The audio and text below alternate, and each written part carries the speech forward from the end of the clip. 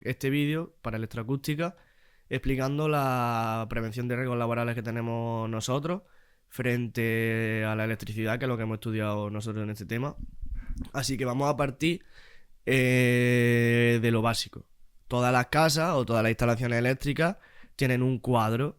La instalación lleva un cuadro. Nosotros en nuestra casa todos tenemos un cuadro que tiene unos magnetotérmicos, unos diferenciales, etc. Bueno, vamos a empezar explicando lo que es el magnetotérmico, la diferencia entre el magnetotérmico y diferencial y todas esas cosas.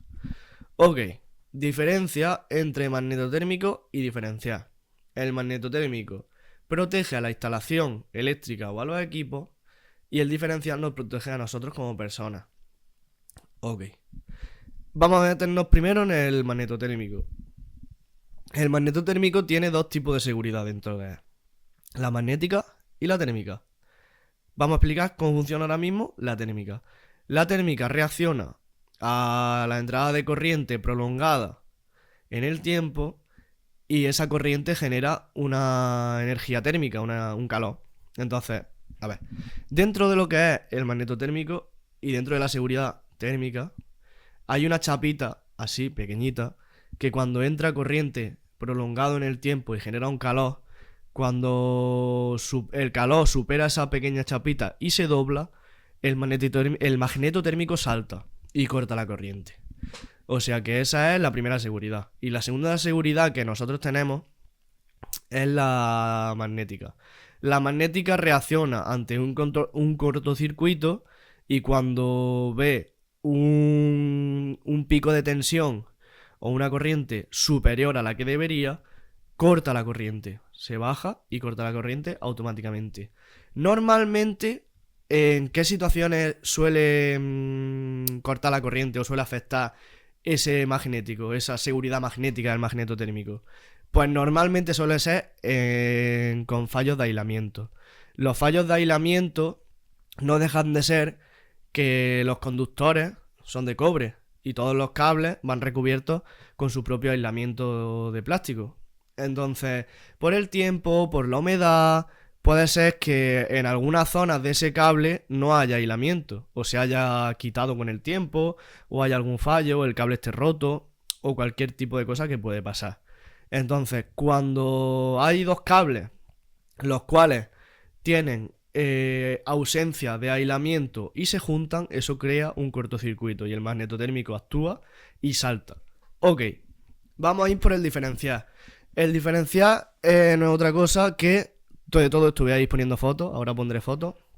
Y bueno, el magnetotérmico el diferencial no deja de ser otro método de seguridad, pero para las personas, porque el magnetotérmico protege a la instalación y a los equipos. El diferencial nos protege a nosotros. De las principales diferencias que tiene es que la primera y la que se ve a simple vista es que el diferencial tiene un pequeño botoncito que se llama test, que esto lo que nos permite es que cuando lo compremos o lo instalemos, si le damos ese botoncito y el diferencial está bien, va a saltar automáticamente. Entonces eso nos permite comprobar que ese diferencial está funcionando. Porque imaginémonos que tenemos un diferencial, pasa una fuga a tierra o alguna cosa en la que tenga que actuar ese diferencial y no funcione. Estaríamos hablando de que tendremos riesgo de morir, porque la electricidad mata. Eso es muy importante. ¿A que sí, no? Bueno, lo segundo, ¿qué es la característica más importante del diferencial? La sensibilidad de un diferencial. La sensibilidad del diferencial, coloquialmente, para que nos entendamos nosotros, es la rapidez que va a tener el diferencial en detectar una fuga a tierra y en cortar esa corriente para protegernos a nosotros. Entonces eso es lo más importante. Y básicamente se diferencia de esas dos cosas. Ahora pondré fotos para que veáis cómo es un magnetotérmico y cómo es un diferencial. Y ahora lo que vamos a hablar es sobre los riesgos que conlleva como persona dentro de una instalación eléctrica. Vamos a hablar sobre el contacto directo y el contacto indirecto, que parece mucho pero no es nada. Vamos a ir por partes. El contacto indirecto. El contacto indirecto es tocar una parte que yo sé o que normalmente está en tensión. Si yo, por ejemplo, toco un enchufe, Eso sería un contacto directo, porque el enchufe normalmente o casi siempre va a estar en tensión. Ok. Y luego un contacto indirecto es que yo toque o tenga contacto con algo que normalmente no está en tensión. Como puede ser, por ejemplo, que yo vaya a mi lavadora, la toque y me dé un calambre o me dé corriente. Eso sería un contacto indirecto, porque normalmente la lavadora no debería tener corriente.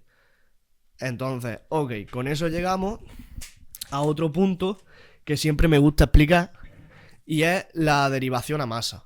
¿Qué es la derivación a masa? Ahora mismo esta palabreja, perdón, esta palabreja parece muy complicada, pero lo voy a explicar también con la lavadora para que lo entendáis, que es muy sencillo. Primero tengo que explicar qué es la masa. Lo voy a explicar con la lavadora. La lavadora, al fin y al cabo, no deja de ser un cuadrado que está hecho de chapa, plástico para los botones, en fin. Pues la masa es la chapa metálica, el cuadrado de chapa. Eso no tiene corriente, porque no debería tener corriente. ¿Qué es una derivación a masa? Una derivación a masa es que esa chapa, que hemos dicho que es la masa, tuviera corriente. ¿Por qué? Pues puede deberse a un fallo en la instalación eléctrica, a un fallo en la instalación de lo que es la propia lavadora, que haya un cable que se haya soltado, o cualquier tipo de cosa que puede pasar, y haya dado corriente a esa masa. Pues eso sería una derivación a masa.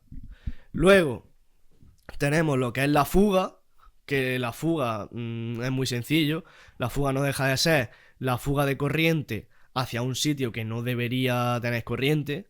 ¿Y por qué puede pasar eso? Por un deterioro de los cables, por la humedad, porque el cable esté mal posicionado, puede pasar por muchas cosas.